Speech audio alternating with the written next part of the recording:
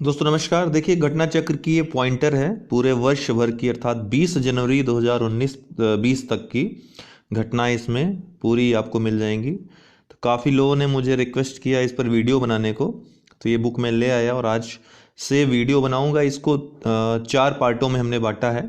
यह राष्ट्रीय रहेगा, ये राष्ट्रीय घटनाक्रम इसमें रहेंगे।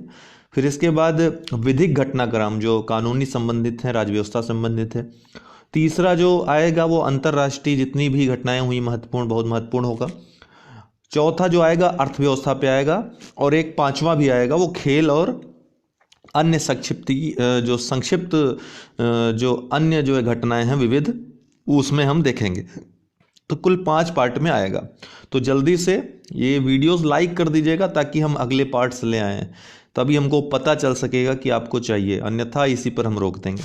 ठीक है ना। तो ढेर सारा लाइक कर दीजिए, खूब शेयर करिए, तभी हमको समझ में आएगा कि हमको दूसरी वीडियो इस बुक पे बनानी चाहिए, वरना आप लोग बुक खरीद कर भी पढ़ सकते हैं। निर्वाचन आयोग द्वारा राजनीतिक दलों के पंजीकरण की प्रक्रिया को आसान बनाने हेतु कौन सी प्रणाली शुरू की गई है? तो राजनीतिक दल पंजीकरण ट्रैकिंग प्रबंधन प्रणाली, PPRTMS। इसका फुल फॉर्म भी पूछ सकता है, क्या है ये पूछ सकता है। तो क्या है? निर्वाचन आयोग द्वारा राजनीतिक दलों के पंजीकरण की प्रक्रिया को आसान सरल बनाने के लिए यह प्रणाली शुरू की गई है। राजनीतिक दलों का पंजीकरण किस अधिनियम के तहत किया जाता है? तो जन प्रतिनिधित्व अधिनियम 1951 के सेक्शन 29A के तहत काफ़ी चर्चा में रहा जब यह ट्रैकिंग प्रणाली आ रही थी। तो प्रधानमंत्री मोदी ने भी इस पर एक पूरा लंबा भाषण दिया इस मुद्दे पर, तो महत्वपूर्ण है। 29 दिसंबर 2019 को झामुमो, झारखंड मुक्ति मोर्चा, कांग्रेस और राजद, इन तीनों के गठबंधन के किस नेता को झारखंड के नए मुख्यमंत्री के रूप में शपथ ली? हेमंत सोरेन। देखिए, जो बहुत ज़्यादा महत्वपूर्ण रहेंगे उनको हम 2-3 बार रिपीट करेंगे। जो कम महत्वपूर्ण रहेंगे और जो आप लोगों को पता रहेंगे, जो एक सामान्य प्रतियोगी को पता होना चाहिए, उस पर हम ज़्यादा जोर नहीं देंगे, उसको केवल पढ़ देंगे, तभी जल्दी खत्म हो पाएगा। हेमंत सोरेन जो है झारखंड के मुख्यमंत्री कैसरी बार बने हैं? तो दूसरी बार बने हैं। झारखंड विधानसभा की 81 सीट, कितनी सीटें थी पूछ सकता है, तो 81 सीटें थी। उनके लिए चुनाव परिणाम कब जारी किए गए? 23 दिसंबर 2019 को। झारखंड विधानसभा चुनाव में सबसे बड़े दल के रूप में कौन उभरा? झारखंड मुक्ति मोर्चा। दूसरे नंबर पर बीजेपी थी। ठीक है, 25 सीटें थी उसकी। राष्ट्रीय नागरिक रजिस्टर NRC के नए राज्य समन्वयक नियुक्त किए गए हैं। तो राष्ट्रीय नागरिक रजिस्टर NRC के लिए जो राज्य समन्वयक हैं, ये है आपके असम से संबंधित हैं। कौन नियुक्त किए गए हैं? हितेश देव शर्मा। 27 अक्टूबर 2019 को हरियाणा के मुख्यमंत्री के रूप में किसने शपथ ली? मनोहर लाल खट्टर ने। महाराष्ट्र के नए मुख्यमंत्री कौन बने? उद्धव ठाकरे बने, ये शिवसेना के हैं। हरियाणा एवं महाराष्ट्र के विधानसभा चुनाव संपन्न हुए थे। तो 21 अक्टूबर या अक्टूबर 2019 में हरियाणा महाराष्ट्र के चुनाव संपन्न हुए थे। भारत सरकार द्वारा देश का नया राजनीतिक मानचित्र जारी किया गया। कब जारी किया गया? 8 नवंबर 2019 को। और ये कौन सा संस्करण था पूछ सकता है, तो 9वां संस्करण था देश के नए राजनीतिक मानचित्र का। नए राजनीतिक मानचित्र में शामिल किए गए नए संघ क्षेत्र कौन? संघ राज्य क्षेत्र जम्मू और कश्मीर तथा लद्दाख। बहुत जल्द फिर से एक 10वां भी संस्करण जारी करना होगा, क्योंकि दमन दीव और जो दादरा नगर हवेली है, इन दोनों को मिला करके कंबाइन कर दिया गया। अब एक ही केंद्र शासित प्रदेश ये कहलाएंगे, जिनकी राजधानी दमन होगी। तो निश्चित रूप से अब 10वां संस्करण भी बहुत जल्द लॉन्च होगा। 29, अब कुल मिलाकर 28 राज्य हो गए हैं और 8 केंद्र शासित प्रदेश हो गए हैं। 8 कैसे? दमन दीव और दादरा नगर हवेली को मिला दिया तो 8 हो गए। जम्मू कश्मीर अब राज्य रहा नहीं, अब संघ शासित प्रदेश हो गया, इसलिए 28 राज्य बच गए। 29 जुलाई 2019 को कर्नाटक विधानसभा में विश्वास मत हासिल किसने किया? BS येदियुरप्पा ने। BS येदियुरप्पा फिर मुख्यमंत्री बने विश्वास मत हासिल करके। कैसरी बार मुख्यमंत्री बने हैं? तो चौथी बार बने हैं। 7 जून ये सब प्रश्न पूछ लेता है, ठीक है, जिसको आप नेगलेक्ट कर देते हो। 7 जून 2019 को भारत निर्वाचन आयोग द्वारा पूर्वोत्तर की किस पार्टी को राष्ट्रीय पार्टी का दर्जा दिया गया? तो नेशनल पीपुल्स पार्टी को दिया गया। अब कुल मिलाकर के 8 राष्ट्रीय पार्टी हो गई हैं। कौन कौन सी? BJP और NCP, आपकी INC Indian national Congress, BSP, ठीक है, और दोनों वामपंथी जो पार्टियां हैं, तृणमूल कांग्रेस और ये नेशनल पीपुल्स पार्टी। ये कुल 8 पार्टियां अब हो गई हैं। वर्तमान में देश में राष्ट्रीय पार्टियों की संख्या 8 है। नेशनल पीपुल्स पार्टी का जो चुनाव चिन्ह दिया गया है, इसको पुस्तक दिया गया है। नेशनल पीपुल्स पार्टी ने राष्ट्रीय दल के रूप में मान्यता प्राप्त करने के लिए जो तमाम तरह की शर्तें रखी गई उनमें से किस शर्त को पूरा किया था, तो उस दल को न्यूनतम 4 राज्यों में राज्य स्तरीय दल का दर्जा प्राप्त हो। तो जो 4 उत्तर पूर्वी राज्य हैं उसमें नेशनल पीपुल्स पार्टी को, जो संगमा की पार्टी है, जो पीए संगमा जिन्होंने राष्ट्रपति चुनाव भी लड़ा था, वहाँ के मुख्यमंत्री भी थे, तो उनको जो है उनकी पार्टी को 4 राज्यों में राज्य स्तरीय दल का जो शर्त होती है वो इन्होंने कंप्लीट की थी। नेशनल पीपुल्स पार्टी को जिन राज्यों में राज्य स्तरीय दल के रूप में मान्यता प्राप्त है वह कौन से हैं? अरुणाचल प्रदेश, मणिपुर, नागालैंड और मेघालय।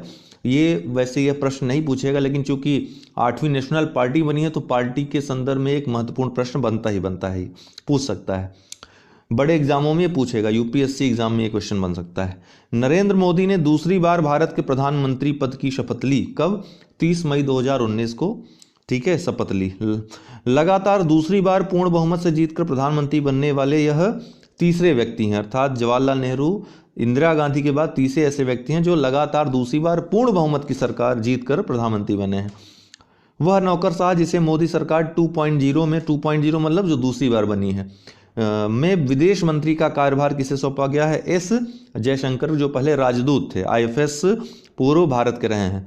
सरकार द्वारा जल, अब देखिए आईएफएस, आईपीएस, आईएएस का इस समय चांदी चल रही है, खूब बड़े बड़े पद और मंत्री बनने के भी चांसेस हैं बिना चुनाव लड़े, ठीक है। तो सरकार द्वारा जल संसाधन, नदी विकास और गंगा संरक्षण मंत्रालय तथा पेयजल और स्वच्छता मंत्रालय का विलय करके एक नए मंत्रालय का गठन किया गया।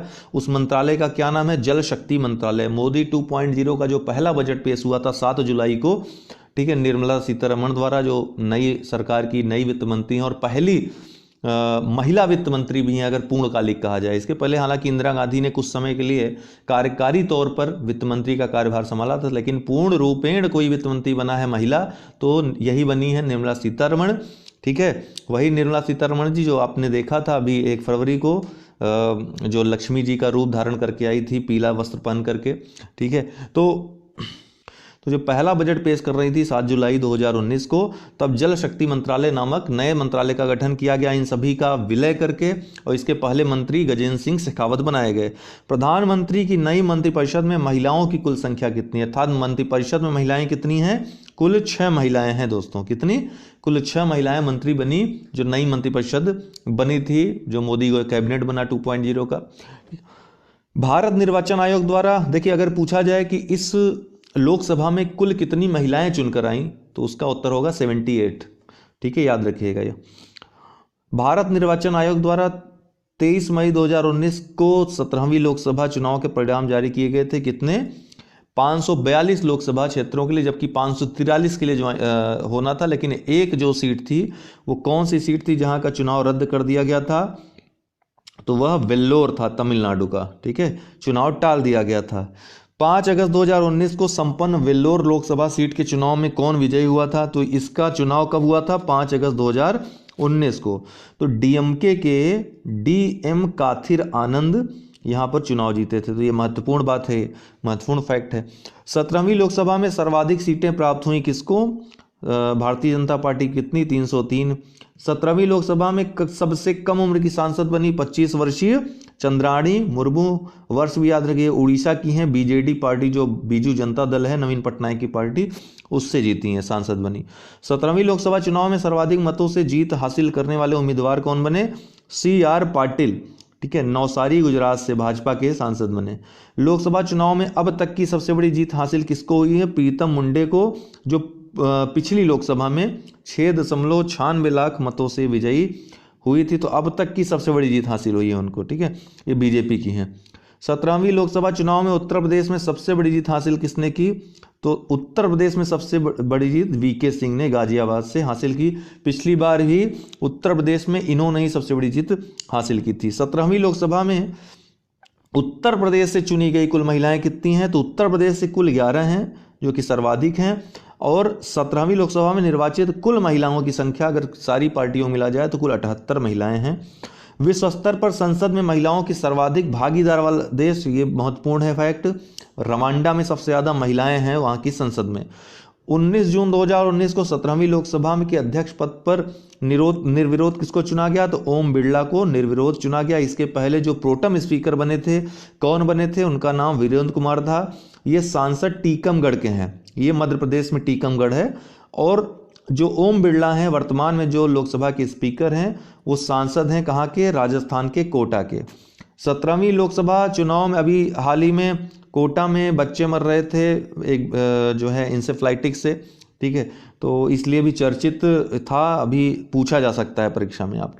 17वीं लोकसभा चुनाव के साथ जिन 4 राज्यों की विधानसभाओं के चुनाव हुए, कहाँ कौन कौन से राज्य थे? तो आंध्र प्रदेश, जहाँ पे आपको पता है कि वहाँ YSR कांग्रेस की सरकार बनी, ठीक है, जगन मोहन रेड्डी वहाँ मुख्यमंत्री बने। और एक साथ वहाँ पर एक महत्वपूर्ण बात है कि 5 उप मुख्यमंत्री बने हैं। मुख्यमंत्री के साथ 5 उप मुख्यमंत्री बनाने के साथ सबसे बड़ा रिकॉर्ड कायम हुआ है कि अभी तक 5 मुख्यमंत्री नहीं बने थे कहीं।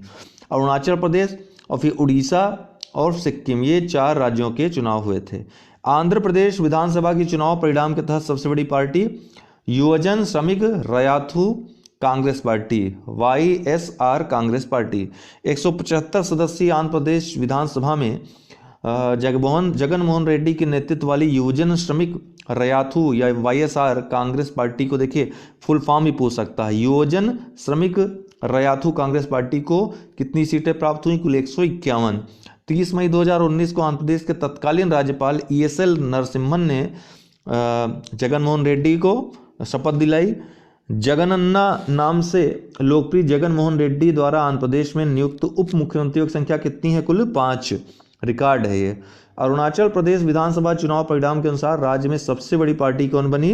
भारतीय जनता पार्टी। कुल 41 सीटें अरुणाचल में जीता इसने पहली बार।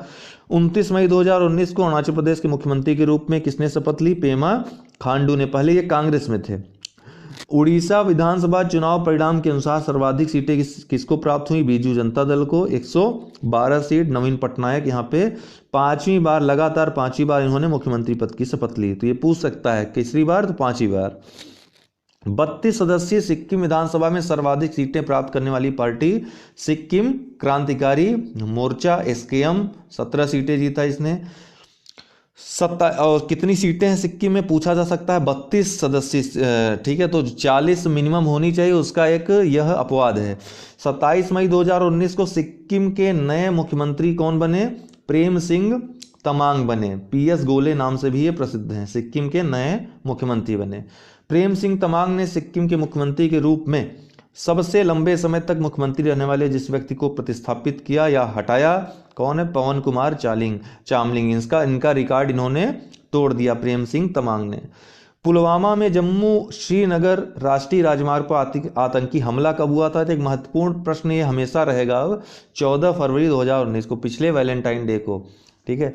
पुलवामा हमले के प्रतिकार स्वरूप भारतीय वायुसेना ने कब? 26 फरवरी 2019 को पाकिस्तान में चरमपंथी संगठनों के किन ठिकानों बमबारी की थी? तो बालाकोट, चकोटी और मुजफ्फराबाद, 3 जगह।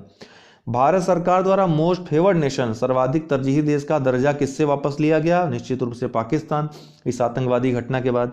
22 मार्च 2019 को भारत सरकार द्वारा किस अलगाववादी संगठन को अनलॉफुल एक्टिविटीज प्रिवेंशन एक्ट 1967 के तहत प्रतिबंधित कर दिया गया है?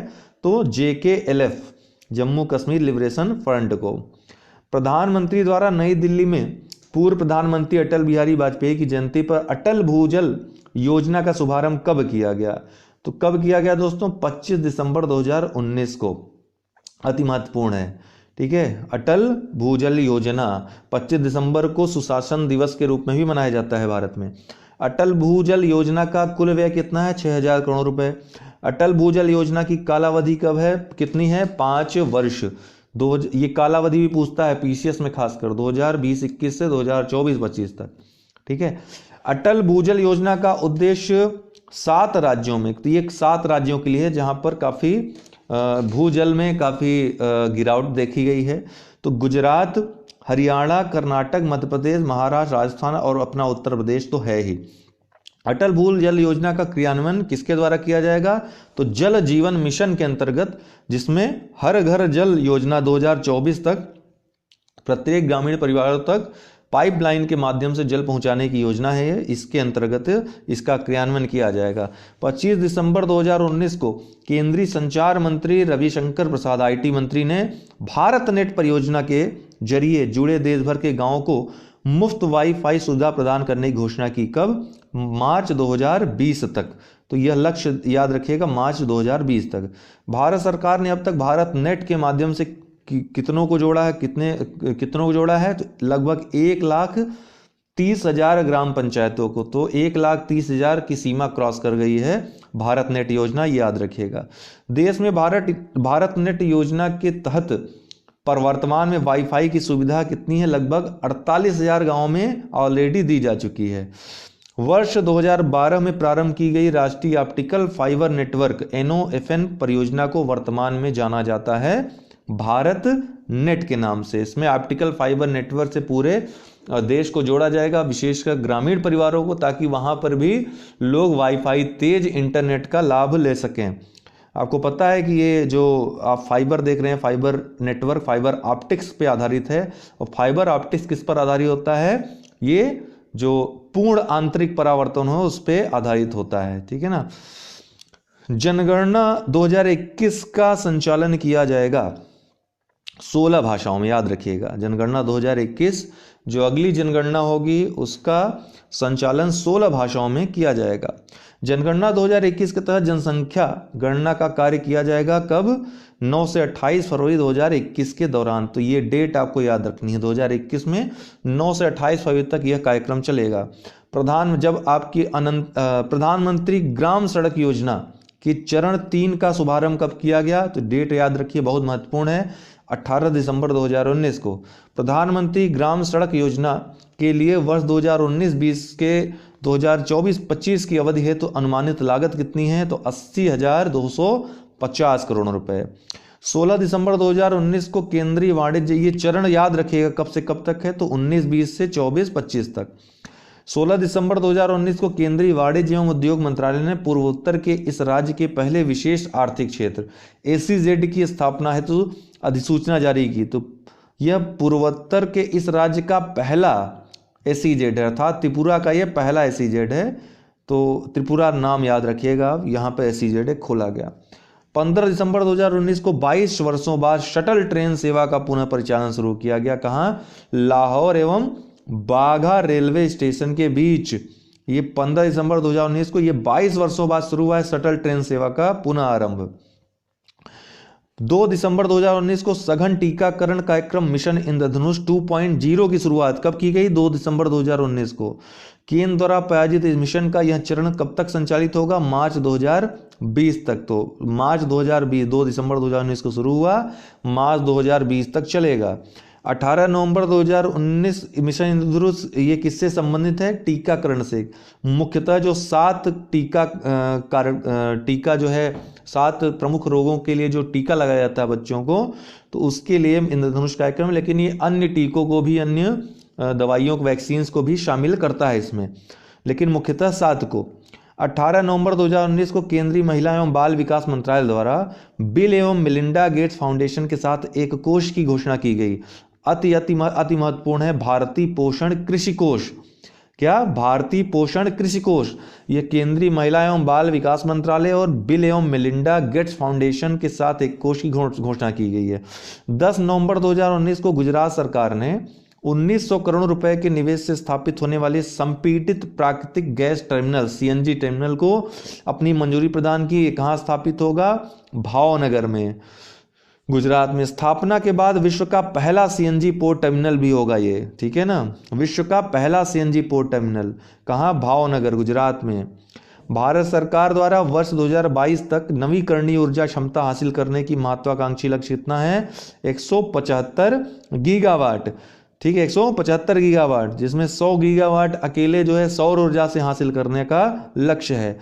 21 अक्टूबर 2019 को रक्षा मंत्री राजनाथ सिंह द्वारा कर्नल चेवांग रिनचेन सेतु का उद्घाटन किया गया। कहाँ पे? पूर्वी लद्दाख में। कर्नल चेवांग रिनचेन सेतु किसके द्वारा किया गया? रक्षा मंत्री के द्वारा। कर्नल चेवांग रिनचेन सेतु का निर्माण सीमा सड़क संगठन द्वारा किया गया है। तो श्योक नदी पर यह बनाया गया है, याद रखिएगा, श्योक नदी पर यह जो सेतु है, पुल बनाया गया है। और श्योक नदी किसकी सहायक नदी है? सिंधु नदी की सहायक नदी है। 10 अक्टूबर 2019 को केंद्रीय स्वास्थ्य एवं परिवार कल्याण मंत्री डॉक्टर हर्षवर्धन द्वारा माताओं एवं नवजात शिशु के जीवन की सुरक्षा हेतु गुणवत्तापूर्ण स्वास्थ्य सेवाएं निःशुल्क प्रदान करने के लिए शुरू की गई योजना कौन सी है? सुमन योजना। तो सुमन योजना किसने शुरू की? केंद्रीय स्वास्थ्य एवं परिवार कल्याण मंत्री ने। ये बहुत महत्वपूर्ण है, याद रखना आपको, क्योंकि इसमें महिला एवं बाल विकास मंत्रालय भी पूछा जा सकता है। तो ये हेल्थ मिनिस्ट्री ने शुरू किया है, हर्षवर्धन ने द्वारा माताओं एवं नवजात शिशु के जीवन की सुरक्षा हेतु योजना है। निःशुल्क इसमें स्वास्थ्य सेवाएं उपलब्ध कराई जाएंगी। इसका नाम है सुरक्षित मातृत्व आश्वासन योजना। सुरक्षित मातृत्व आश्वासन योजना। तो यह इसका नाम है सुमन। 12 दिसंबर 2019 को प्रधानमंत्री नरेंद्र मोदी ने प्रधानमंत्री किसान मानधन योजना का शुभारंभ कहां से किया? रांची, झारखंड में। प्रधानमंत्री किसान मानधन योजना 12 सितंबर 2019 को, ठीक है। अच्छा, प्रधानमंत्री किसान मानधन योजना प्रभावी कब से है? तो 9 अगस्त 2019 से ही यह प्रभावी रहेगी, इसके पहले से। प्रधानमंत्री किसान मानधन योजना में शामिल होने की आयु कितनी? 18 से 40 वर्ष है। ये महत्वपूर्ण है, याद रखिएगा। कितना है? 18 से 40 वर्ष, ठीक है। इसी तरह देखिए दोस्तों, श्रम योगी मानधन योजना है और कर्मयोगी मानधन योजना है। 3 योजनाएं एक जैसी हैं, उसमें लगभग वही बातें हैं, बस पात्रता अलग अलग है। बस पात्रता अलग अलग हुए। जैसे आपका जो यह किसान मानधन योजना है, इसमें आपके किसान जो हैं, गरीब किसान, वो इसमें भाग लेंगे, ठीक है, जितने भी किसान हैं। आपके श्रम योगी मानधन योजना में जो श्रमिक हैं, जो श्रमिक वर्ग है, जिसका जो महीने की सैलरी जिनकी 15,000 से कम है, ठीक है, 15,000 रुपये से कम है, उनके लिए यह जो योजना है, ठीक है, श्रम योगी मानधन योजना। इसी तरह जो कर्मयोगी मानधन योजना है, जो छोटे मोटे दुकानदार हैं, उनका बुढ़ापा सही से चले, ठीक है, उनका बुढ़ापा सही से गुजर पाए, इसलिए उनको जो है, उनके लिए योजना कर्मयोगी मानधन योजना चलाई गई है। और सबके लिए लगभग वही उम्र है, 18 से 40 वर्ष, ठीक। प्रधानमंत्री किसान मानधन योजना के तहत 60 वर्ष की आयु प्राप्त करने पर निर्धारित पेंशन देने जाने की न्यूनतम राशि कितनी है? 3,000 रुपये। तो सबकी वही है, 3,000 रुपये। प्रधानमंत्री किसान मानधन योजना से लाभान्वित कौन होगा? सभी छोटे एवं सीमांत किसान जो हैं, इससे लाभान्वित होंगे। 29 अगस्त 2019 को नई दिल्ली में राष्ट्रीय खेल दिवस के अवसर पर आयोजित एक समारोह में प्रधानमंत्री नरेंद्र मोदी ने किस अभियान की शुरुआत की? तो 29 अगस्त 2019 को शुरुआत हुई है फिट इंडिया अभियान की। पूछ सकता है राष्ट्रीय खेल दिवस कब मनाया जाता है? तो 29 अगस्त 2019 को। 29 जुलाई को फिर क्या मनाया जाता है दोस्तों? बाघ दिवस मनाया जाता है, ठीक है ना, विश्व बाघ दिवस, बाघ संरक्षण दिवस भी उसको बोला जाता है। जुलाई 2019 में केंद्रीय आवासन और शहरी मामलों के मंत्रालय द्वारा छोटे शहरों और कस्बों के लिए प्रस्तावित योजना कौन सी है? Light urban rail transit system, metro light जिसको कहते हैं। क्या है ये? केंद्रीय आवासन और शहरी मामलों के मंत्रालय के द्वारा, ये तो मंत्रालय याद रखिए, छोटे शहरों और कस्बों के लिए प्रस्तावित योजना है light urban rail transit system, metro light. 22 जुलाई 2019 को निजी औद्योगिक इकाइयों और कारखानों में स्थानीय लोगों हेतु नौकरियों को आरक्षित करने वाला देश का पहला राज्य कौन बना? आंध्र प्रदेश। किसके लिए? निजी औद्योगिक इकाइयों और कारखानों में। तो निजी क्षेत्र में स्थानीय लोगों को, जो वहाँ के लोग हैं आंध्र प्रदेश के, उनकी नौकरियों को आरक्षित करने वाला देश का पहला राज्य बना आंध्र प्रदेश। 3 जुलाई 2019 को भारत की सबसे लंबी विद्युतीकृत रेल सुरंग का शुभारंभ किया गया। कहाँ पे? आंध्र प्रदेश में। भारत की ये सबसे लंबी विद्युतीकृत रेल सुरंग रहेगी आंध्र प्रदेश में। देश की सबसे लंबी विद्युतीकरण रेल सुरंग आंध्र प्रदेश में स्थित है। किसके मध्य स्थित है? चेरलोपल्ली और रापुरू रेलवे स्टेशनों के बीच। महत्वपूर्ण है, इसकी कुल लंबाई भी याद रखिएगा, 6.6 किलोमीटर है। किसके किसके मध्य है? चेरलोपल्ली और रापुरू। भारत की सबसे लंबी रेल सुरंग कौन सी है दोस्तों? तो ये विद्युतीकृत रेल सुरंग है, ठीक है। लेकिन रेल सुरंग अगर देखा जाए सबसे लंबी कौन सी है, तो पीर पंजाल रेल सुरंग है, लेकिन ये विद्युतीकृत नहीं है, ताप पे चलता है, कोयले के आधार पे है। तो रेल सुरंग ये 11.2 किलोमीटर लंबी है, जो सबसे लंबी है पीर पंजाल रेल सुरंग। 30 जुलाई 2019 को संस्कृति मंत्रालय की वरिष्ठ या कनिष्ठ फेलोशिप देने की योजना में भारतीय संविधान की 8वीं अनुसूची की जिन 2 भाषाओं को शामिल करने की घोषणा की गई अति महत्वपूर्ण है, नेपाली और संथाली को। संस्कृति मंत्रालय की कनिष्ठ फेलोशिप देने की योजना, तो जो फेलोशिप देता था अभी नेपाली और संथाली को नहीं देते थे, लेकिन अब इनको भी दिया जाएगा, तो महत्वपूर्ण है। 18 जुलाई 2000, आपको पता है कि 8वीं अनुसूची जो भारत की है उसमें कुल 22 भाषाएं हैं इस समय, जिसमें नेपाली और संथाली भी है। इसमें नहीं दिया जाता था, लेकिन अभी हाल ही में निर्णय लिया गया, इसलिए महत्वपूर्ण है। 18 जुलाई 2019 को मानव संसाधन विकास मंत्रालय द्वारा जिन 2 योजनाओं का शुभारंभ किया गया है, कौन है? दीक्षारंभ और परामर्श। दीक्षारंभ में कैसे कहाँ पर आपको शिक्षा ग्रहण करनी है छात्रों को, इसके लिए दीक्षारंभ होगा। परामर्श जो शिक्षक और छात्र हैं उन दोनों के लिए होगा, कि परामर्श विभिन्न जो समस्याएं आती हैं शिक्षा ग्रहण करने में, शिक्षा देने में, तो परामर्श योजना उसके लिए है। तो मानव संसाधन विकास मंत्रालय द्वारा शुरू किया गया है, और जो आपका यूजीसी है उसके अंतर्गत एक कार्यक्रम चलेगा। वह योजना जिसके तहत छात्रों को उच्च शिक्षण संस्थानों में प्रवेश लेने के साथ ही उन्हें संस्थान से संबंधित सभी जानकारी दी जाएगी। दीक्षारंभ, दीक्षा मतलब होता है शिक्षा, आरंभ मतलब होता है आरंभ करना। तो यह मुख्यतः उच्च शिक्षा में, अर्थात आप जो है बीएससी के बाद या इंटर के बाद जब जाएंगे, उच्च शिक्षा में जाएंगे, तो वहाँ पर आपको एडमिशन कहाँ लेना है, कैसे लेना है, किसी इंस्टीट्यूट में लेना है, तो उसके बारे में आपको जानकारी दीक्षारंभ पोर्टल में मिल जाएगी। ठीक है, योजना चलाई गई इसीलिए। यूजीसी की ओर से उच्च शिक्षण संस्थानों में अपनी गुणवत्ता में सुधार करने में मदद प्रदान करने के लिए कौन सी योजना शुरू की गई है? परामर्श योजना।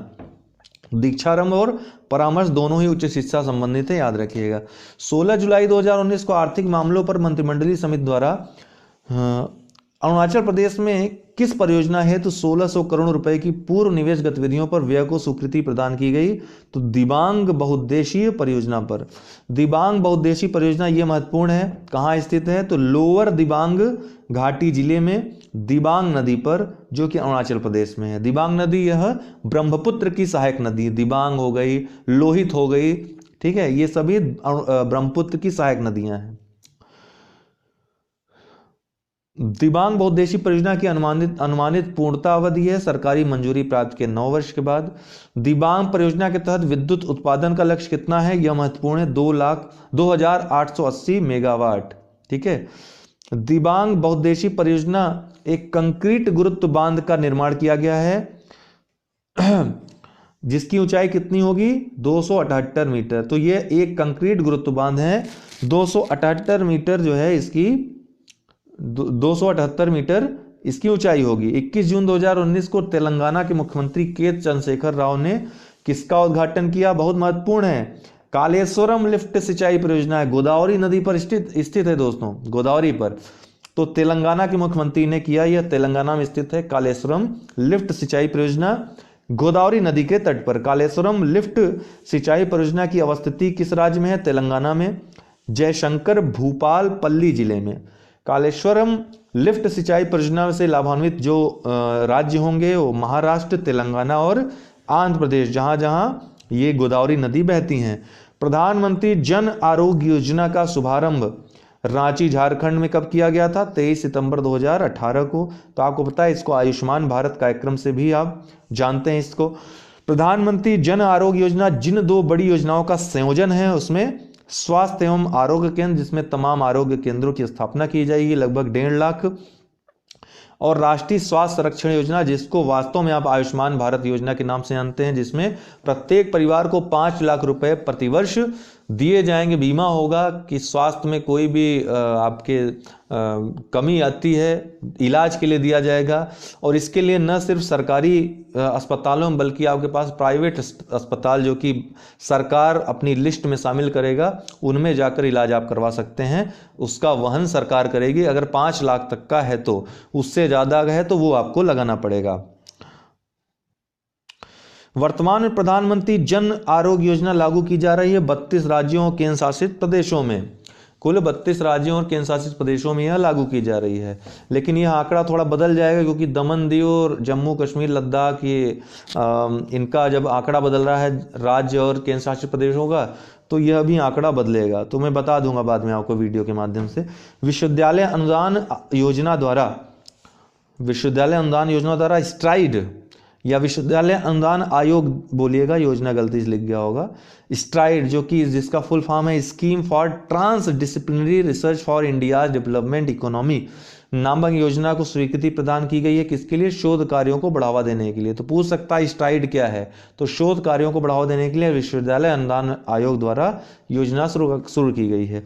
इसके कुल कितने घटक हैं? तो 3 घटक हैं।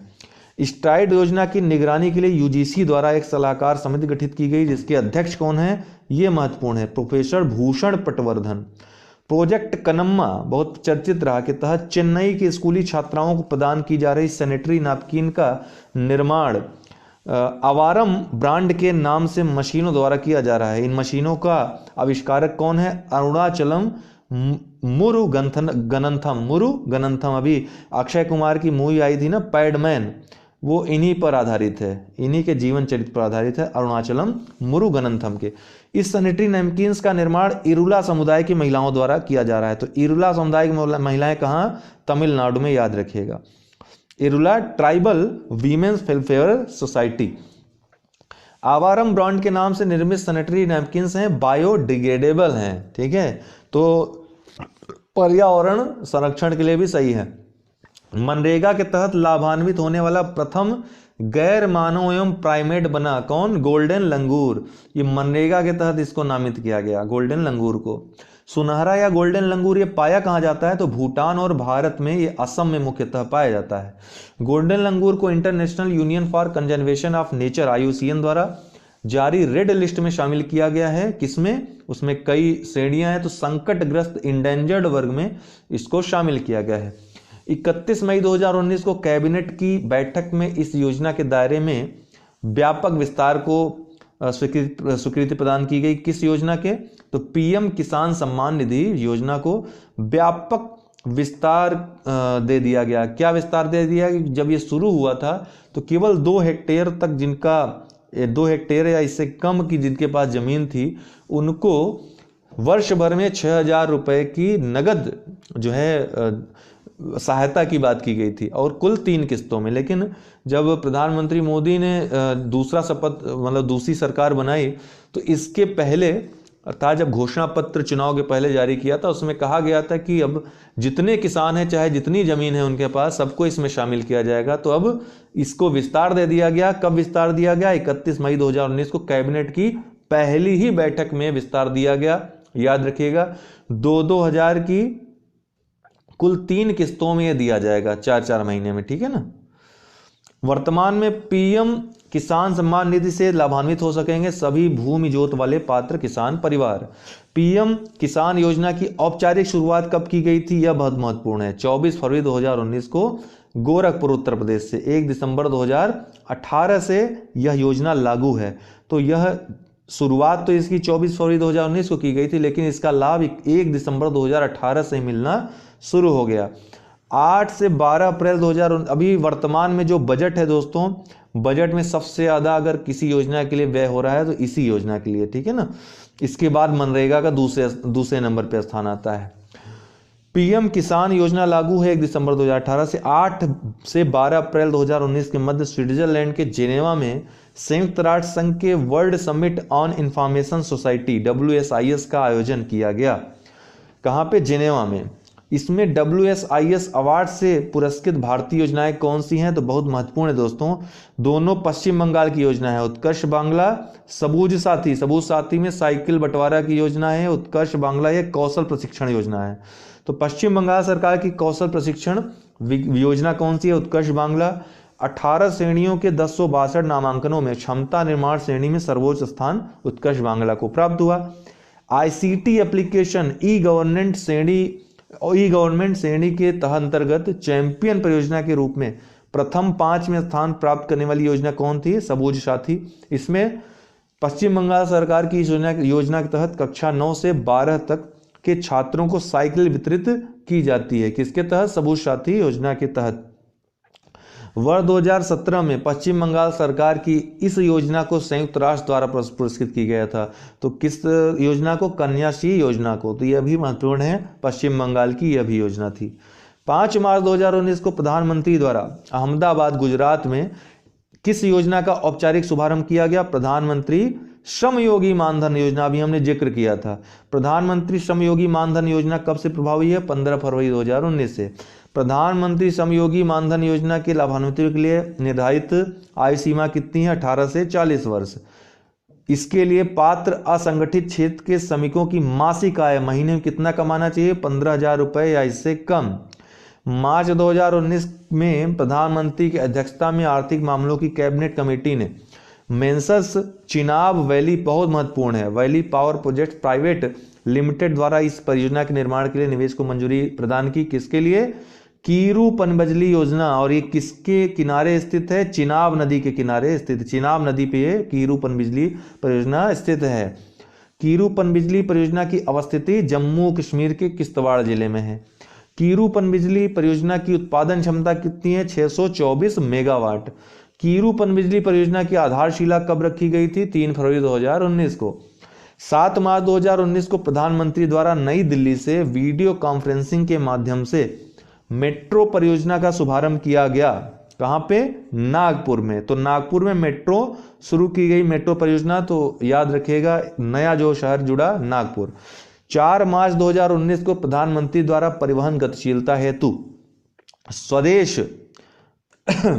स्वदेश निर्मित नेशनल कॉमन मोबिलिटी कार्ड, एक राष्ट्र एक कार्ड का शुभारंभ किया गया। कहां से? अहमदाबाद से। अति महत्वपूर्ण है, 4 मार्च 2019 को, डेट भी याद रखिएगा। तो परिवहन गतिशीलता है स्वदेश निर्मित नेशनल कॉमन मोबिलिटी कार्ड। राष्ट्रीय ग्रामीण आर्थिक रूपांतरण परियोजना NRETP को शुरू किया गया। किसके तहत? तो दीनदयाल अंत्योदय योजना, राष्ट्रीय ग्रामीण आजीविका मिशन के तहत राष्ट्रीय ग्रामीण आर्थिक रूपांतरण परियोजना, बहुत महत्वपूर्ण है, शुरू किया गया। फरवरी 2019 में केंद्रीय विद्युत मंत्रालय द्वारा जारी एक रणनीतिक योजना है। क्या नाम है? उन्नति नाम है इस योजना का। तो विद्युत मंत्रालय ने इस योजना को शुरू किया है। इसका पूरा नाम है उन्नति एक ऊर्जा दक्ष राष्ट्र के विकास हेतु रणनीतिक योजना 2017 से 2031। कितना? 2017 से 2031 तक की यह प्लानिंग है। इसका फुल फॉर्म है unlocking national energy efficiency potential. 20 फरवरी 2019 को केंद्रीय मानव संसाधन विकास मंत्रालय द्वारा शुभारंभ किया गया। किसका? ऑपरेशन डिजिटल बोर्ड का। केंद्रीय मानव संसाधन विकास मंत्रालय द्वारा। कब? 20 फरवरी 2019 को। ऑपरेशन डिजिटल बोर्ड देश भर के सरकारी और सरकारी सहायता प्राप्त स्कूलों में शुरू किया गया है। किसके लिए? कक्षा 9 एवं उसके आगे तक उच्च शिक्षा संस्थानों में। तो यह बहुत महत्वपूर्ण है, टेक्निकल पॉइंट है। कक्षा 9 से आगे के लिए है, पीछे के लिए नहीं है। ऑपरेशन डिजिटल बोर्ड का उद्देश्य क्या है? शिक्षा को गुणवत्तापूर्ण बनाने में प्रौद्योगिकी का उपयोग करना। ऑपरेशन डिजिटल बोर्ड का कार्यान्वयन आजकल डिजिटल बोर्ड आपको खूब दिख रहे होंगे, आप YouTube पे देखेंगे तो बहुत जल्द हमारे यहाँ भी डिजिटल बोर्ड से पढ़ाना शुरू करेंगे हम, ठीक है, जिसको स्मार्ट बोर्ड भी कहते हैं। तो डिजिटल बोर्ड का कार्यान्वयन केंद्रीय योजना के रूप में किससे प्राप्त ऋण द्वारा किया जाना है? बहुत महत्वपूर्ण है दोस्तों, ये उच्च शिक्षा वित्त पोषण एजेंसी के द्वारा जो ऋण प्राप्त होता है उसके द्वारा ही किया जाएगा।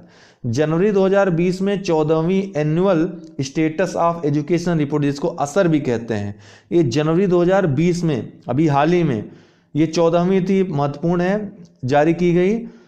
किसके द्वारा? शिक्षा क्षेत्र की शीर्षस्थ गैर व्यावसायिक संस्था, ये NGO है जिसका नाम है प्रथम के द्वारा जारी होता है, लेकिन ये महत्वपूर्ण इसकी रिपोर्ट मानी जाती है। व्यापक लेवल इस पे सरकार का भी काफी अनुदान जाता है। उपर्युक्त रिपोर्ट में इस आयु वर्ग के 24 राज्यों के 26 जिलों के 36,000 से अधिक बच्चों को आच्छादित कवर किया गया था, सैंपल लिया गया था। कुल 4 से 8 आयु वर्ग के, 4 वर्ष से 8 वर्ष की आयु वर्ग के। रिपोर्ट के अनुसार 4 से 5 आयु वर्ग के बच्चों में सरकारी स्कूलों में नामांकन के संदर्भ में लड़कों के 50.4% नामांकन की तुलना में लड़कियों का नामांकन कितना रहा? 56.8। तो लड़कियों का नामांकन ज्यादा रहा 4-5 आयु वर्ग में। रिपोर्ट के अनुसार 6 से 8 आयु वर्ग में सरकारी संस्थाओं में लड़कियों के 61.1% नामांकन की अपेक्षा लड़कों का नामांकन कितना रहा? 52.1। तो लड़कों का कम रहा, लड़कियों का ज्यादा रहा। और ये सरकारी स्कूलों की बात हो रही है, ऐसा नहीं कि लड़कों का एडमिशन सरकारी स्कूल मतलब कम ही हो रहा है, लड़के पढ़ नहीं रहे हैं, लड़के तो कॉन्वेंट में पढ़ रहे हैं। तो ये असमानता को भी एक जगह, इसका एक पॉइंट ये भी है कि असमानता को दर्शा रहा है। ये अच्छी बात नहीं है। क्योंकि जो सरकारी स्कूल हैं गुणवत्तापूर्ण नहीं होते हैं और इसीलिए लड़कियों का ज़्यादा वहाँ एडमिशन करा दिया जाता है। तो ये असमानता के द्योतक हैं, इस बात के द्योतक नहीं कि यहाँ पर लड़कियों को बढ़ावा मिल रहा है।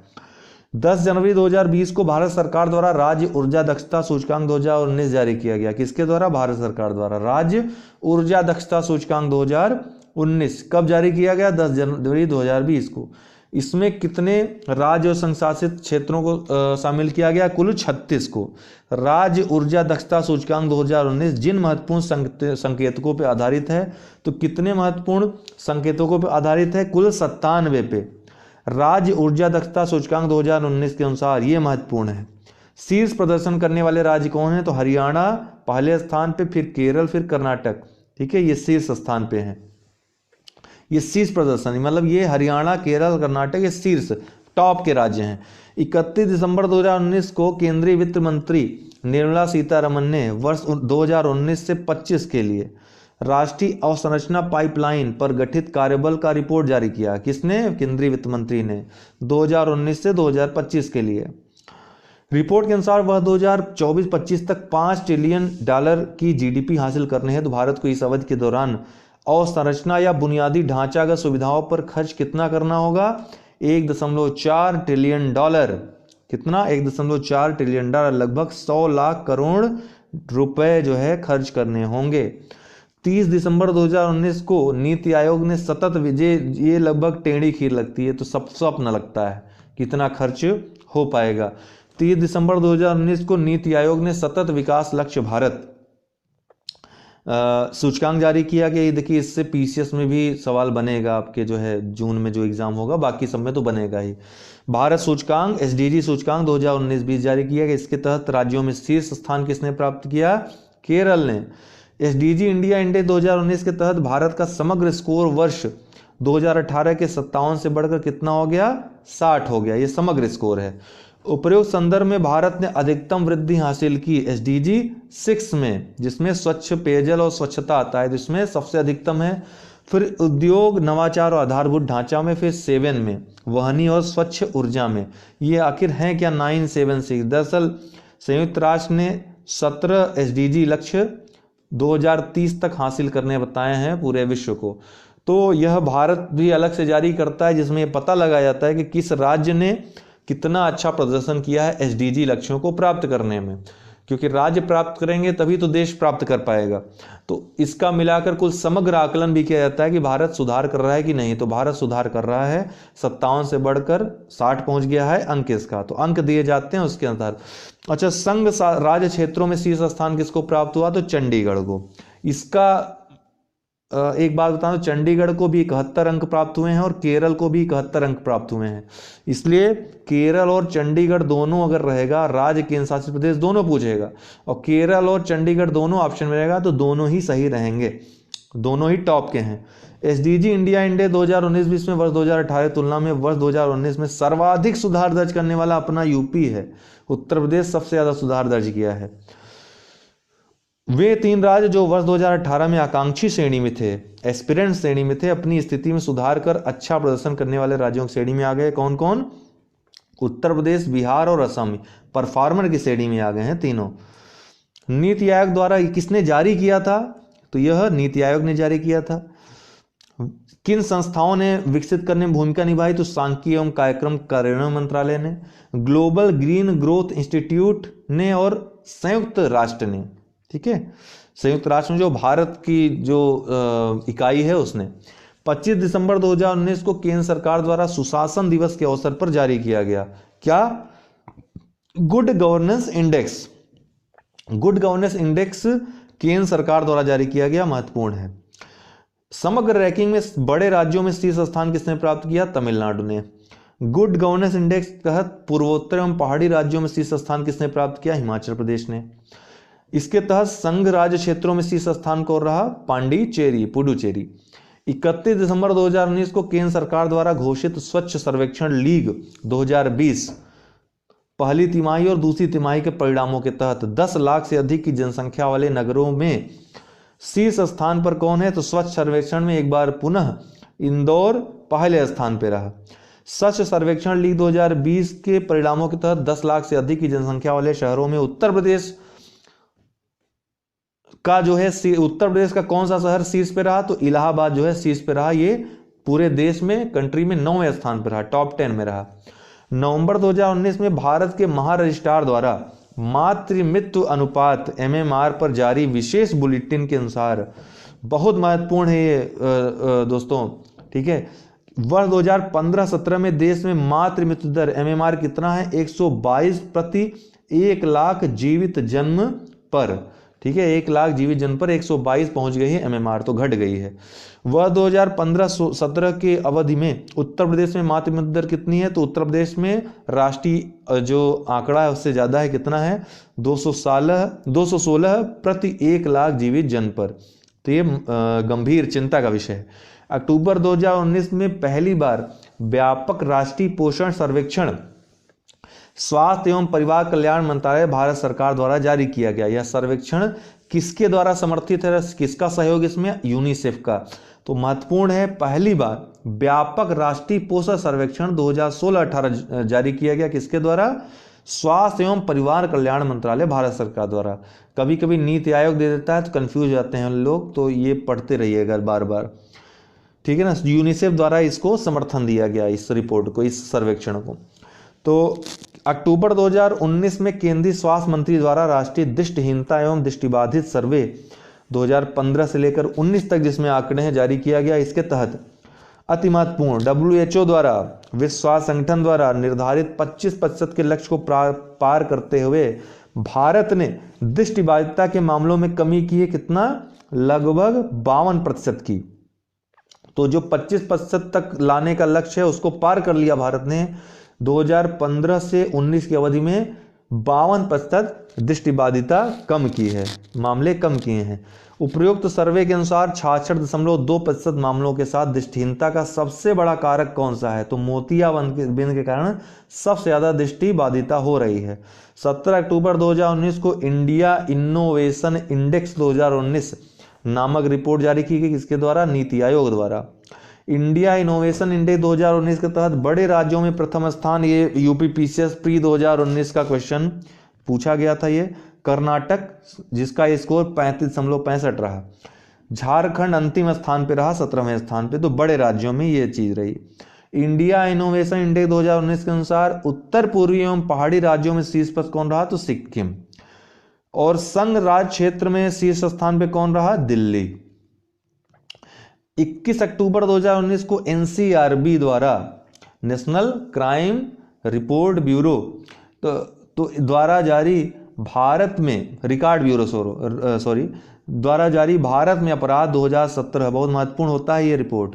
अक्सर आप लोग निबंध वगैरह में इसका यूज करते हैं। रिपोर्ट के अनुसार वर्ष 2016 की तुलना में वर्ष 2017 में संज्ञेय अपराधों में, संज्ञेय मतलब जो गंभीर अपराध होते हैं, उसमें वृद्धि कितनी हुई? 3.6% की वृद्धि हुई है, जिसमें उत्तर प्रदेश में सबसे ज्यादा संज्ञेय अपराध मामले जो है दर्ज किए गए भारतीय दंड संहिता IPC के तहत। कितने? 10.1%। पूरे देश की बात की जाए तो उस भारत में अपराध 2017 रिपोर्ट के अनुसार महिलाओं के विरुद्ध किए गए अपराधों की कुल संख्या 3,59,849 रही। इनमें से सर्वाधिक मामले उत्तर प्रदेश में दर्ज किए गए, 15.6%। उपयुक्त रिपोर्ट के अनुसार वह राज्य जहां भ्रष्टाचार संबंधी एक भी मामला दर्ज नहीं हुआ तो सिक्किम। नवंबर 2019 में जारी QS एशिया यूनिवर्सिटी रैंकिंग 2020 में शामिल भारतीय संस्थानों में शीर्ष कौन है? IIT बॉम्बे 34वां स्थान पूरी लिस्ट में इसका रहा है। 2 अक्टूबर 2019 को गांधी जी की 150वीं जयंती के अवसर पर रेल मंत्रालय द्वारा कौन सी रिपोर्ट जारी की गई? स्वच्छ रेल स्वच्छ भारत 2019। 27 अगस्त 2019 को जारी बाल कल्याण सूचकांक के अनुसार शीर्ष स्थान पे कौन है? महत्वपूर्ण दोस्तों, ये केरल शीर्ष स्थान पे है बाल कल्याण सूचकांक पे। अगस्त 2019 में केंद्रीय मानव संसाधन विकास मंत्रालय द्वारा, HRD मंत्रालय द्वारा जारी अखिल भारतीय उच्चतर शिक्षा सर्वेक्षण रिपोर्ट के अनुसार, ऐसे भी जिसको बोलते हैं, देश में महिला विश्वविद्यालयों की कुल संख्या कितनी है? 16 है। आंकड़ा महत्वपूर्ण है, याद रखिएगा। ऐसे के अनुसार उच्च शिक्षा में छात्रों के नामांकन की संख्या की दृष्टि से शीर्ष स्थान पे कौन है? तो उत्तर प्रदेश उच्च शिक्षा में शीर्ष पे है, पहले स्थान पे है, ठीक है, नामांकन की संख्या में। भैया जनसंख्या ज़्यादा है तो नामांकन भी ज़्यादा होना ही चाहिए।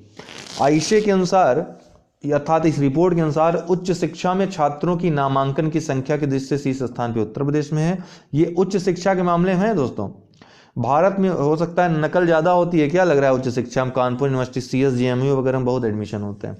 भारत में उच्च शिक्षा के क्षेत्र में विदेशी छात्रों की सर्वाधिक संख्या कहाँ है? नेपाल में 26.88%। तो विदेशी छात्र सबसे ज़्यादा कहाँ के हैं? नेपाल के। भारत सरकार के जल शक्ति मंत्रालय के पेयजल और स्वच्छता विभाग द्वारा 10 वर्षीय ग्रामीण स्वच्छता रणनीति का शुभारंभ किया गया 2000, ये देखिए पूछा गया प्रश्न 2019 से 2029, ठीक है। 10 वर्षीय ग्रामीण स्वच्छता रणनीति का शुभारंभ। काफ़ी लोग 19 से 24 लगा कर आए थे, तो गलत हो गया, 14 से 24 लगा के आए थे। सभी के द्वारा सुरक्षित स्वच्छता सुविधाओं के प्रयोग को जारी रखना तथा ठोस एवं तरल अपशिष्ट पदार्थों का प्रभावी निपटान किया जाना शामिल है। किसमें? ODS प्लस श्रेणी के तहत। ऑप्शन आएगा तो लगा देंगे। ग्रामीण स्वच्छता रणनीति 2019 से 29 किससे संबंधित है? SDG 6 से। ये भी पूछा गया था, किससे संबंधित है? स्वच्छ पेयजल एवं स्वच्छता, इस SDG 6 से।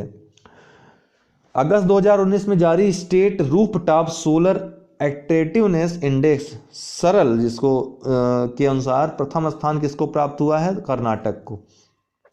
तो सरल यह रिपोर्ट है, state rooftop solar attractiveness index जिसको बोलते हैं, तो यह प्रथम स्थान किसको प्राप्त हुआ? कर्नाटक को। सरल सूचकांक के अनुसार अंतिम स्थान पर कौन है? रूफटॉप जो है तो जम्मू कश्मीर है। बर्फीला है तो कम होना भी चाहिए। स्वच्छ भारत 2019 नामक स्वच्छ सर्वेक्षण रिपोर्ट में NSG श्रेणी के तहत अर्थात नॉन सब अर्बन ग्रुप्स के तहत शीर्ष रैंकिंग प्रदान की गई जयपुर राजस्थान में जो स्थित राजस्थान की राजधानी रेलवे स्टेशन को। उत्तर प्रदेश में शीर्ष स्थान किस स्टेशन ने प्राप्त किया स्वच्छता के मामले में? तो शाहजहांपुर रेलवे स्टेशन ने। QS इंडिया यूनिवर्सिटी रैंकिंग 2020 के तहत शीर्ष स्थान प्राप्त करने वाला भारतीय प्रौद्योगिकी संस्थान बॉम्बे, मैंने आपको बताया भी। उत्तर प्रदेश के संस्थानों में शीर्ष कौन है? तो IIT कानपुर, इसका 6वां स्थान रहा। ये QS इंडिया यूनिवर्सिटी रैंकिंग है दोस्तों। QS वर्ल्ड वाला था, उसमें भी IIT बॉम्बे था और इंडिया में भी IIT कानपुर है 6वें स्थान पे। स्कूल शिक्षा गुणवत्ता संस्थान ACQI के तहत समग्र प्रदर्शन रैंकिंग के में जो है बड़े राज्यों में शीर्ष स्थान प्राप्त करने वाला राज्य कौन है? केरल। शिक्षा के मामले में स्कूली शिक्षा गुणवत्ता सूचकांक किसने? HRD मिनिस्ट्री ने इसको जारी किया। HRD मिनिस्ट्री, और इसमें जो है नीति आयोग का भी योगदान रहा है। उपर्युक्त सूचकांक में समग्र प्रदर्शन रैंकिंग में बड़े राज्यों में अंतिम राज्य में कौन रहा? बड़े राज्यों में अंतिम पायदान पे तो पंजाब रहा। 23 अगस्त 2019 को जल शक्ति मंत्री गजेंद्र सिंह शेखावत और नीति आयोग के उपाध्यक्ष द्वारा जारी की गई रिपोर्ट, तो नीति आयोग और जल शक्ति मंत्रालय ने जारी किया गया समग्र जल प्रबंधन सूचकांक 2.0। समग्र जल प्रबंधन सूचकांक 2.0 दूसरी रिपोर्ट थी। तो इसमें गैर हिमालयी राज्यों में पहले स्थान में कौन? गुजरात। गुजरात के बाद जो है सूचकांक में जो स्थान है, दूसरा आंध्र प्रदेश का, तीसरा मध्य प्रदेश का, चौथा गोवा का। समग्र जल प्रबंधन सूचकांक 2.0 के तहत पूर्वोत्तर और हिमालयी राज्यों में शीर्ष स्थान में कौन है? तो हिमाचल प्रदेश। गैर हिमालयी राज्यों में सर्वाधिक सुधार प्रदर्शित करने वाला राज्य कौन है? जल प्रदर्शन में हरियाणा। पूर्वोत्तर और हिमालयी राज्यों में सर्वाधिक सुधार प्रदर्शित करने वाला कौन है? पूर्वोत्तर, ये देखिए गैर हिमालयी राज्यों में हरियाणा, पूर्वोत्तर और हिमालयी राज्यों में उत्तराखंड सबसे ज्यादा सुधार करने वाला है। समग्र जल प्रबंधन सूचकांक 2.0 में जिन 2 केंद्र शासित प्रदेशों को शामिल किया गया है तो दिल्ली और पुडुचेरी को। असम के राष्ट्रीय नागरिक रजिस्टर की NRC की अंतिम सूची प्रकाशित हुई 31 अगस्त 2019 को। राष्ट्रीय नागरिक रजिस्टर की अंतिम सूची में शामिल किए जाने के योग्य पाए गए व्यक्तियों की संख्या कुल कितनी है? 3,11,21,004। लगभग 3.30 करोड़ आवेदकों में से राष्ट्रीय नागरिक रजिस्टर की अंतिम सूची में शामिल न किए जाने वाले लोगों की संख्या कितनी है? तो 19 लाख बताई जा रही है, 19,06,657। असम में अवैध प्रवासियों की पहचान कर उन्हें राज्य से निर्वासित करने के उद्देश्य से असम आंदोलन कब चलाया गया था? तो वर्ष 1979 से 85। तो 1985 में एक समझौता हुआ था, फिर सुप्रीम कोर्ट के निर्देश से वहां NRC की बात चल रही थी, जिसको अब अमली जामा पहनाया जा रहा है। उच्चतम न्यायालय के निर्देशों के अनुसरण में असम में राष्ट्रीय नागरिक रजिस्टर के अद्यतन की प्रक्रिया कब आरंभ हुई थी? तो दिसंबर 2013 में, कांग्रेस की गवर्नमेंट जब थी। तो 9 अगस्त 2019 को केंद्रीय मानव संसाधन विकास मंत्री रमेश पोखरियाल निशंक और केंद्रीय जल शक्ति मंत्री गजेंद्र सिंह शेखावत ने विद्यार्थियों के लिए किस अभियान की शुरुआत की? तो इन दोनों मंत्रालयों ने समग्र शिक्षा जल संरक्षण के प्रति जागरूकता लाने के लिए इस अभियान से कितनों लोगों को जोड़ा जाना है? तो देश के 10 करोड़ से अधिक स्कूली विद्यार्थियों को जोड़ा जाना है। समग्र शिक्षा जल सुरक्षा। केंद्रीय मानव संसाधन विकास मंत्रालय द्वारा शिक्षा पर जारी परफॉर्मेंस ग्रेडिंग इंडेक्स 2017-18 के अनुसार शीर्ष स्थान किसको प्राप्त हुआ है? तो चंडीगढ़ को। किसमें? Performance grading index 2017-18। ये केंद्रीय एचआरडी मंत्रालय द्वारा शिक्षा पर जारी रिपोर्ट है।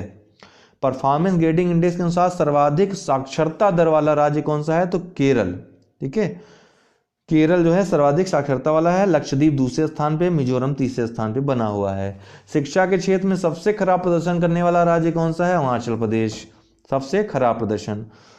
जब 27 जुलाई 2019 को देश के इस राज्य द्वारा प्रथम मानव विकास रिपोर्ट जारी किया गया। तो प्रथम मानव विकास रिपोर्ट उत्तराखंड के द्वारा।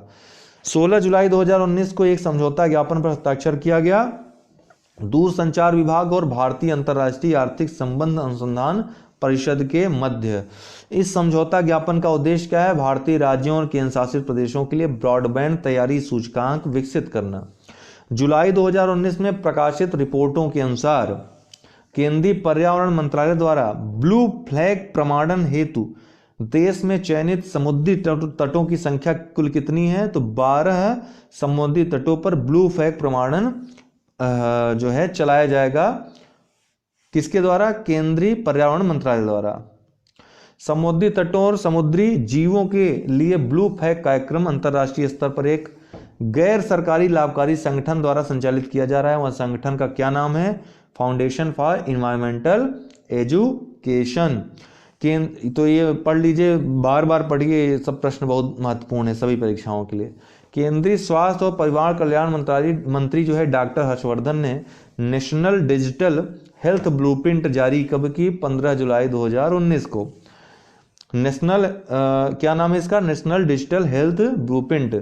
तो यह केंद्र सरकार द्वारा गठित एक उच्च स्तरीय समिति की रिपोर्ट इसको कहते हैं।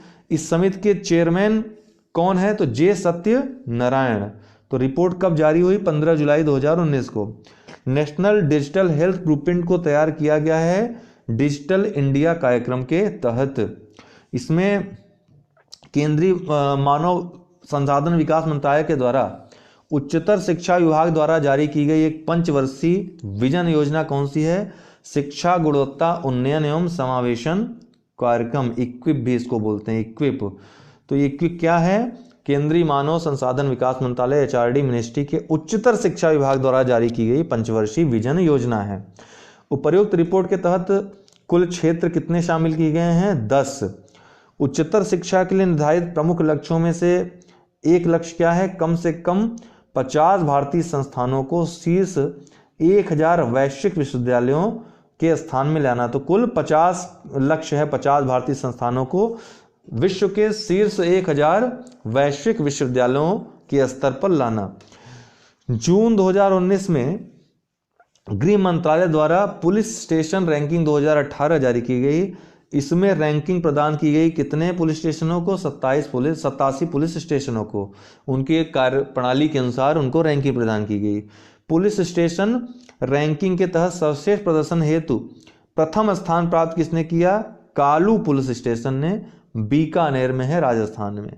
कालू पुलिस स्टेशन के बाद दूसरे और तीसरे स्थान पर कौन है? तो कैंपबल बे पुलिस स्टेशन अंडमान निकोबार और फरक्का पुलिस स्टेशन पश्चिम बंगाल दूसरे तीसरे स्थान पे हैं। उत्तर प्रदेश का वह पुलिस स्टेशन जिसने प्रदेश में शीर्ष स्थान प्राप्त किया तो बाबरी पुलिस स्टेशन जो कि शामली में स्थित है। देश में कुल 13वां स्थान है इसका। पुलिस स्टेशन रैंकिंग में स्थान पाने वाले उत्तर प्रदेश के अन्य पुलिस स्टेशन कौन है? तो Ahmedgarh station police station Bulandshahr तथा बदौसा स्टेशन बांदा। इनका 28वां और 51वां स्थान है भारत में। 25 जून 2019 को नीति आयोग द्वारा इस रिपोर्ट का दूसरा संस्करण जारी किया। किस रिपोर्ट का? स्वस्थ राज्य प्रगतिशील भारत रिपोर्ट। महत्वपूर्ण है नीति आयोग की रिपोर्ट ये। स्वस्थ राज्य प्रगतिशील भारत रिपोर्ट के तहत स्वास्थ्य सूचकांक एक भारत समग्र सूचकांक है। यह किस पर आधारित है? 23 संकेतकों पर आधारित है। स्वस्थ राज्य प्रगतिशील भारत रिपोर्ट के तहत समग्र प्रदर्शन की दृष्टि से बड़े राज्यों में शीर्ष रैंकिंग प्रदान की गई है। किसको? केरल को पहले, केरल, आंध्र प्रदेश और महाराष्ट्र को शीर्ष, केरल इसमें शीर्ष में है, तो आंध्र प्रदेश और महाराष्ट्र के साथ। वार्षिक वृद्धिशील प्रदर्शन की दृष्टि से शीर्ष 3 राज्य कौन से हैं? तो हरियाणा, राजस्थान और झारखंड। इनका वार्षिक लेवल पे ज्यादा वृद्धि हुई है। स्वस्थ राज्य प्रगतिशील भारत रिपोर्ट के अनुसार छोटे राज्यों में समग्र प्रदर्शन के आधार पर किसको शीर्ष रैंकिंग स्थान दिया गया है? छोटे राज्यों में तो मिजोरम को। ठीक है, तो इसको 3 भागों में बांटा गया, बड़े राज्य, छोटे राज्य और उत्तर पूर्ववर्ती और पहाड़ी राज्य, तो उनके आधार पर है। 18 जून 2019 को भारत के उन शीर्ष 10 राज्यों की सूची जारी की गई जहां लीड, जिसका नाम है leadership energy and environmental design, प्रमाणित इमारतों की संख्या सर्वाधिक है। तो किसके द्वारा? यूएस ग्रीन बिल्डिंग काउंसिल द्वारा। विश्व की सर्वाधिक प्रयोग की जाने वाली हरित भवन रेटिंग प्रणाली कौन सी है? लीड, इसका नाम है लीड। यह आपके मुख्य परीक्षा में भी आ सकता है। उपयुक्त सूची में भारत के 10 राज्यों में शीर्ष स्थान किसको प्राप्त हुआ है? तो महाराष्ट्र को शीर्ष स्थान प्राप्त हुआ है। उपयुक्त सूची में उत्तर प्रदेश का स्थान कौन सा है? तो 5वां स्थान है, कुल 10 राज्यों में 5वां स्थान। राष्ट्रीय शिक्षा नीति का मसौदा 2019 को तैयार करने वाली समिति के अध्यक्ष कौन है? के कस्तूरीरंगन। कई सालों तक ये परीक्षा में पूछा जा सकता है, इंपॉर्टेंट है। राष्ट्रीय शिक्षा नीति के अनुसार सकल नामांकन अनुपात को कम से कम 50% तक बढ़ाना है। कब तक? 2035 तक। उच्च शिक्षा के क्षेत्र में 3 प्रकार के उच्च शिक्षण संस्थानों के पुनर्गठन की योजना प्रस्तावित है इस रिपोर्ट में। यह 2 मिशनों द्वारा संचालित होगा। किसके द्वारा? मिशन नालंदा और मिशन तक्षशिला। केंद्र और राज्यों के बीच प्रयासों के समन्वय के लिए जिस नए शीर्ष निकाय की स्थापना का प्रस्ताव किया गया है वह कौन सा है? राष्ट्रीय शिक्षा आयोग। केंद्र और राज्यों के बीच प्रयासों के समन्वय के लिए शिक्षा के क्षेत्र में उच्च शिक्षा के अनुसंधान क्षमता निर्मित करने के लिए तथा एक मजबूत अनुसंधान संस्कृति के सृजन हेतु जिस सर्वोच्च निकाय के निर्माण की योजना प्रस्तावित है वह क्या है? National research foundation, NRF। याद रखिएगा, पूछा जा सकता है। व्यावसायिक शिक्षा सहित सभी प्रकार की उच्च शिक्षा के लिए एकमात्र नियामक कौन होगा? राष्ट्रीय उच्चतर शिक्षा नियामक प्राधिकरण। भारतीय और शास्त्रीय भाषाओं को बढ़ावा देने तथा पाली, फारसी और प्राकृत के लिए सिफारिश की गई है 3 नए राष्ट्रीय संस्थानों और एक भारतीय अनुवाद और व्याख्या संस्थान की स्थापना की इसी रिपोर्ट में। ठीक है, 8 अप्रैल 2019 को नवाचार उपलब्धियों पर संस्थानों की अटल रैंकिंग जारी की गई। अटल रैंकिंग कौन जारी करता है? वही नीति आयोग अपना। 2 श्रेणियों के तहत जारी हुआ, सार्वजनिक वित्त पोषण और निजी संस्थानों के तहत। सार्वजनिक वित्त पोषित संस्थानों के तहत शीर्ष स्थान किसको प्राप्त हुआ है? IIT मद्रास चेन्नई को। निजी संस्थानों के तहत शीर्ष स्थान किसको प्राप्त हुआ है? Vellore institute of technology, VIT Vellore को। 8 अप्रैल 2019 को देश में उच्च शिक्षा संस्थानों की इंडिया रैंकिंग 2019 जारी की गई। किसके तहत? नेशनल इंस्टीट्यूशनल रैंकिंग फ्रेमवर्क के तहत उच्च शिक्षा संस्थानों की इंडिया रैंकिंग। तो इसमें जिसको पहला स्थान प्राप्त हुआ है, देखिए QS वाले में बॉम्बे को, IIT बॉम्बे को प्राप्त हुआ था, जबकि इसमें जो है IIT मद्रास को। शीर्ष 10 स्थानों में शामिल उत्तर प्रदेश के जो संस्थान हैं 2 हैं, IIT कानपुर और बनारस हिंदू विश्वविद्यालय BHU। विश्वविद्यालय की श्रेणी में जब विश्वविद्यालय देखा जाए तो सबसे शीर्ष स्थान किसका है? तो भारतीय विज्ञान संस्थान बेंगलुरु का। स्वच्छ सर्वेक्षण 2019 के तहत राष्ट्रीय स्तर पर शहरों की रैंकिंग में शीर्ष स्थान किसको प्राप्त हुआ था? इंदौर को। स्वच्छ सर्वेक्षण 2019 के तहत अंतिम अर्थात 425वां स्थान प्राप्त हुआ सहरसा बिहार को। शीर्ष 50 शहरों में उत्तर प्रदेश के जिस एकमात्र शहर को स्थान मिला था वह कौन सा था? गाजियाबाद। ये दोस्तों स्वच्छ सर्वेक्षण 2019 है।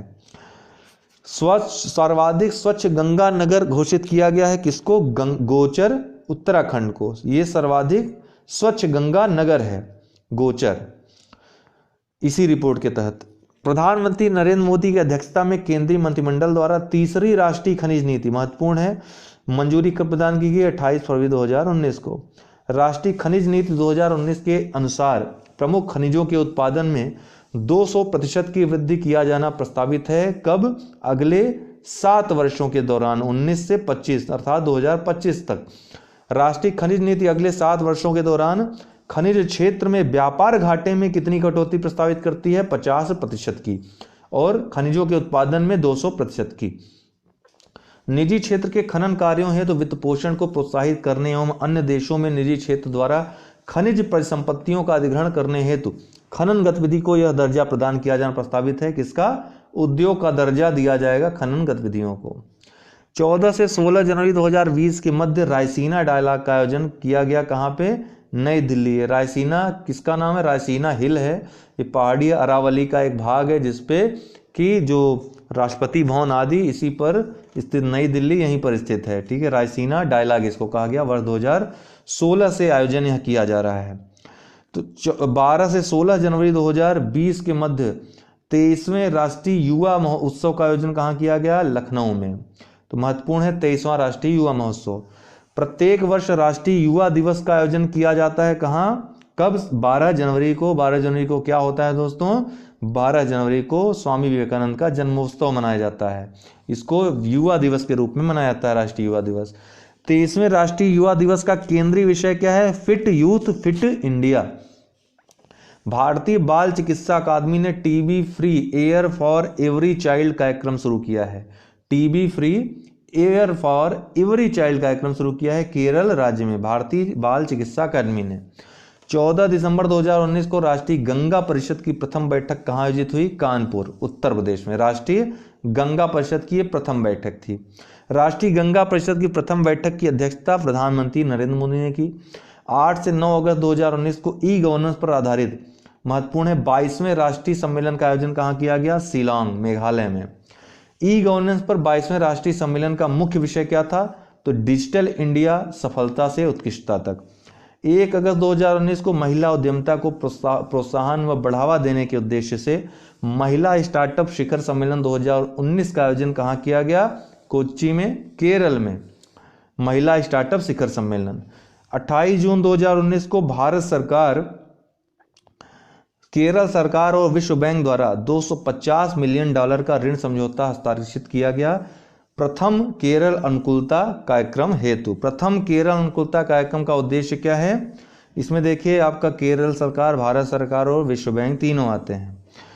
प्राकृतिक आपदाओं तथा पिछले साल केरल में बाढ़ आई थी, पता है आपको। जलवायु परिवर्तन के प्रभावों के प्रति राज्य की अनुकूलता बढ़ाने के लिए 7 मार्च 2019 को केंद्रीय मंत्रिमंडल द्वारा पूरे देश में बाढ़ प्रबंधन के लिए किस कार्यक्रम को मंजूरी दी गई? पूरे देश में बाढ़ प्रबंधन एवं सीमा क्षेत्र कार्यक्रम को।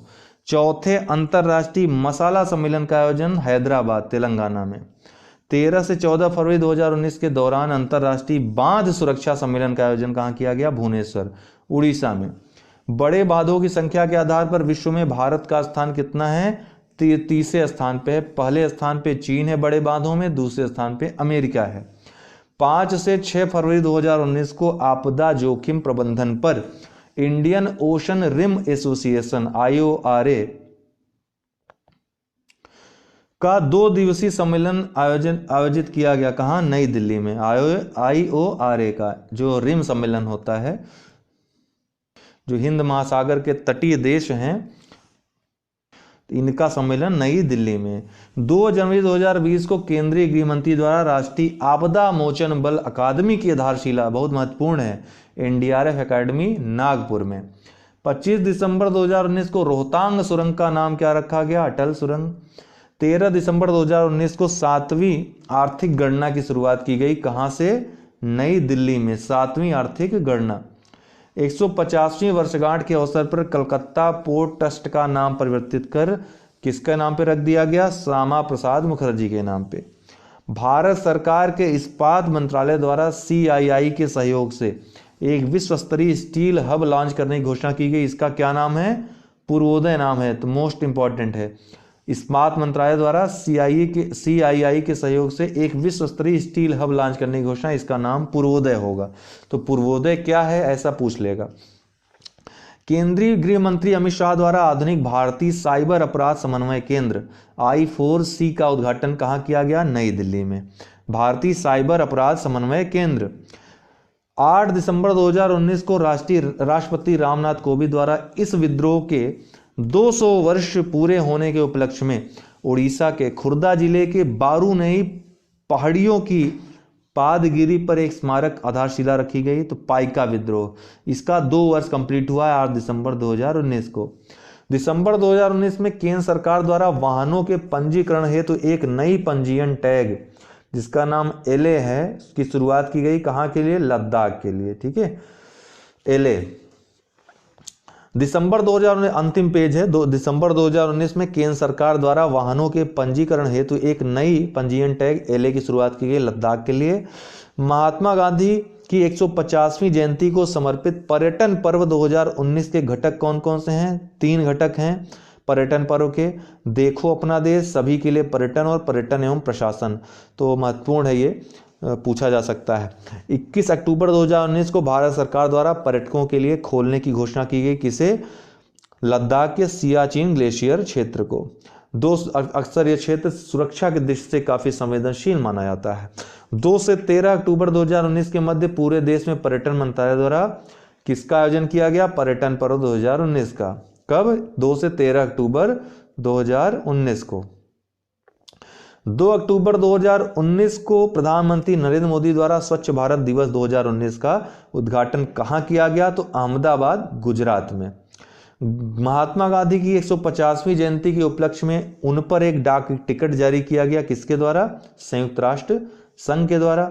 हाल ही में इस झील में 18,000 से अधिक पक्षियों की मौत एवियन बाटुलिज्म रोग के कारण हुई। कहां पे? सामर झील, राजस्थान में। 29 अगस्त 2019 को प्रधानमंत्री द्वारा राष्ट्रीय खेल दिवस के अवसर पर किस अभियान की शुरुआत की गई? फिट इंडिया मूवमेंट की। केंद्र सरकार द्वारा फिट इंडिया मूवमेंट के लिए एक सलाहकारी समिति का गठन किया गया है। इस 28 सदस्यीय समिति के अध्यक्ष कौन है? केंद्रीय खेल मंत्री किरेन रिजिजू। इसमें कुल 28 सदस्य हैं।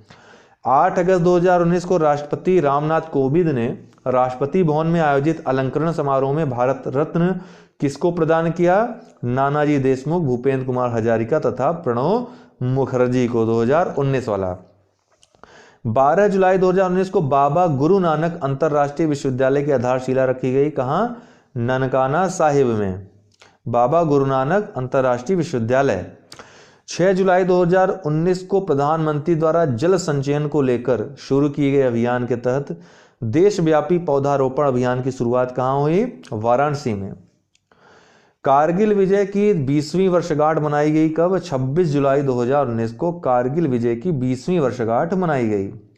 वर्ष 2024 तक कम से कम 102 शहरों में वायु में पार्टिकुलेटेड मैटर पीएम की सांद्रता को 20 से 30% तक कम करने हेतु राष्ट्रीय स्वच्छ वायु कार्यक्रम को लागू करने के लिए गठित समिति की अध्यक्षता कौन करेंगे? तो केंद्रीय पर्यावरण मंत्रालय के सचिव करेंगे इसकी अध्यक्षता। 6 से 7 अप्रैल 1944 की रात हुए इस युद्ध के वर्ष 2019 में 75 वर्ष पूरे हुए। किसके? कांगला टोंगवी युद्ध। ये कब हुआ था? 6 से 7 अप्रैल 1944 की रात में। 6 से 7 अप्रैल की रात में। तो वर्ष 2019 में इन घटनाओं के 100 वर्ष पूरे हुए। तो ये महत्वपूर्ण है। एक तो रॉलेट सत्याग्रह का जो कि 1919 में आया था, और जलियांवाला बाग हत्याकांड इसी संदर्भ में हुआ था। वर्ष 2019 में इस युद्ध के 75 वर्ष पूरे हुए। तो एक और युद्ध था इम्फाल कोहिमा युद्ध के भी 75 वर्ष पूर्ण हुए।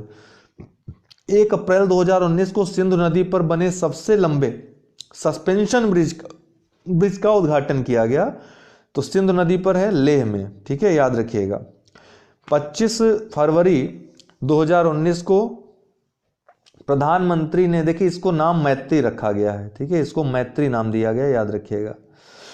25 फरवरी 2019 को प्रधानमंत्री ने देश के पहले राष्ट्रीय समर स्मारक को, कब? 25 फरवरी 2019 को राष्ट्र को समर्पित किया। यह स्थित कहाँ है? नई दिल्ली में। राष्ट्रीय समर स्मारक के मुख्य वास्तुकार कौन है? योगेश चंद्र हासन, चेन्नई के। हिमाचल प्रदेश की द्वितीय आधिकारिक भाषा कौन बनी? संस्कृत। ये हिमाचल प्रदेश की द्वितीय आधिकारिक भाषा बन गई है।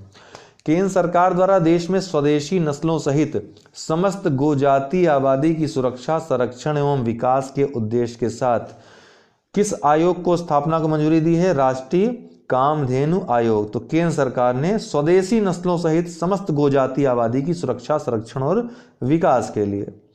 तो ये था राष्ट्रीय जितनी महत्वपूर्ण घटनाएं थी। इसके बाद हम विधिक या अंतर्राष्ट्रीय वाला ले आएंगे, उसमें महत्वपूर्ण घटनाएं हो जाएंगी।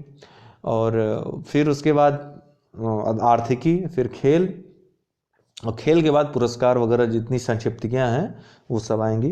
तो अगर वीडियो पसंद आया हो, आप लोग चाहते हो तो लाइक अवश्य कर दें ताकि हम वीडियो बनाएं, अन्यथा इतनी एनर्जी नष्ट करने का कोई फ़ायदा है नहीं। ठीक है, किताब लाके आप लोग पढ़ लीजिए। बहुत बहुत धन्यवाद दोस्तों।